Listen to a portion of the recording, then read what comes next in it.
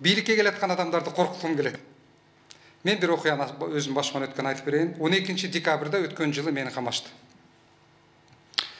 Түнкү саат 12-де камады. Түнкү саат 12-де камаганда менин эң биринчи чакырган адамым, эң биринчи арызданган адамым кимдер болду билесиңерби? Жарандык коом, журналисттер жана менин адвокатым. Үчөөсү тең түздөн түз демократияга тиешелүү, сөз эркиндигине, жарандык коомго тиешелүү адамдар, тараптар болду. Экинчиси 14 декабрда түнкү саат 12-де жабык сот менен чечим кабыл алып, дагы камашты. Кимдер жүрдү ошол жерде? Баягы эле массалык маалымат каражаттарынын өкүлдөрү менен жарандык коомдун өкүлдөрү жана адвокаттар.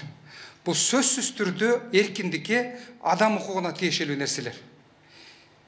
Силерден айтарым, түрмөгө түшкөндөн кийин дагы адамдын укугу биринчи кезекте тебеленет.